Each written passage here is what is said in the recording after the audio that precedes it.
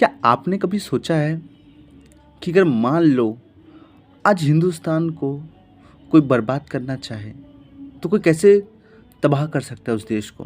कैसे उसमें तबाही ला सकता है? मिलिट्री के थ्रू? बिल्कुल नहीं। Nuclear weapon? बिल्कुल नहीं। उस पे वॉर करके? बिल्कुल नहीं। Biological weapon? जी हाँ। हज़ारों करोड़ों की मिसाइल दागने से बरोबर है कुछ चंद लाख रुपए की एक वायरस को हिंदुस्तान में भेज देना। इसे आप कोरोना वायरस की तरह समझिए। जिस तरह कोरोना वायरस 2020 में भारत में आया था वैसे ही।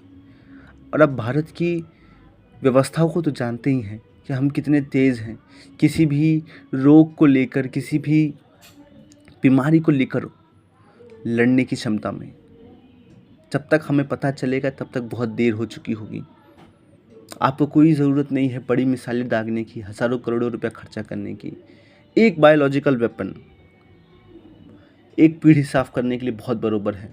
और ये पहली बार नहीं, विश्व युद्ध 2 में, वर्ल्ड वॉर 2 में, सीरियन सिविल वॉर में ये सब हो चुका है। और अगर आपको कोई मिसाइलें भी नहीं दागनी है, उस देश की दवा बंद कर दो। आज हिंदुस्तान में कई सारे लोग कई बीमारियों के मरीज़ हैं।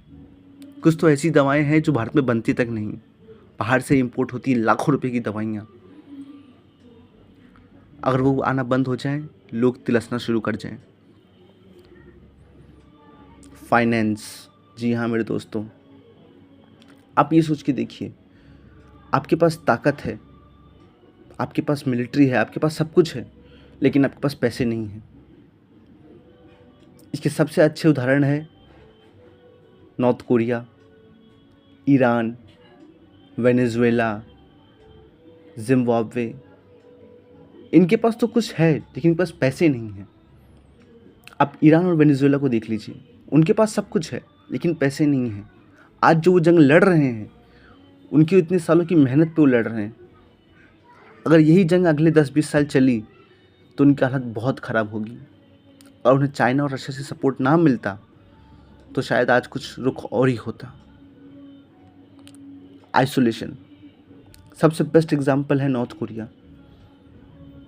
पूरी दुनिया ने नॉर्थ कोरिया को आइसोलेशन करके रखा है, आइसोलेट कर दिया है।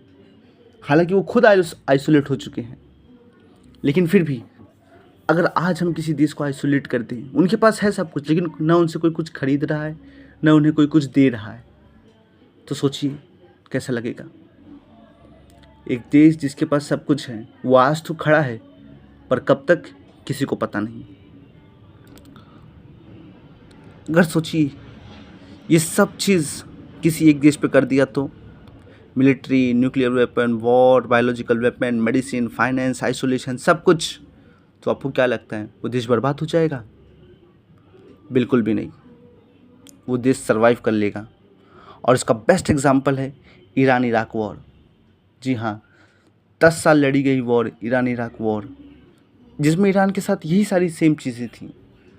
ना उनके पास पैसे थे, ना उनके पास न्यूक्लियर वेपन, ना उतनी अच्छी मिलिट्री, ना उतना अच्छा फाइनेंस। अमेरिका ने उन्हें एक तरीके से आइसोलेट करके रखा था, लेकिन फिर भी वो देश सर्वाइव करके चली गया। ईरान आज कहाँ है हम सब आज देख रहे हैं। नॉर्थ कोरिया देख लीजिए, हालांकि कोरियन वॉर के बाद तो उन्होंने कोई जंग लड़ी ही नहीं, लेकिन फिर भी वो आज सर्वाइव कर रहे हैं। क्यों? क्योंकि ये आप कहीं मत भूलिएगा कि इंटरनेशनल पॉलिटिक्स में सब आपके दुश्मन हैं ना। इंटरनेशनल पॉलिटिक्स में ना कोई दोस्त होता है ना कोई दुश्मन, सब होते हैं सिर्फ और सिर्फ अपने मतलब के लिए। आज नॉर्थ कोरिया खड़ा है सिर्फ और सिर्फ रशिया और चाइना की वजह से, और वो भी इसलिए। अगर कल को नॉर्थ कोरिया गिरा और साउथ कोरिया नॉर्थ कोरिया को कब्जा किया तो अमेरिका सीधा रशिया और चाइना के बॉर्डर पर आके खड़ा होगा। और अमेरिका, रशिया और चाइना ये चीज़ कभी नहीं चाहते। जय हिंद।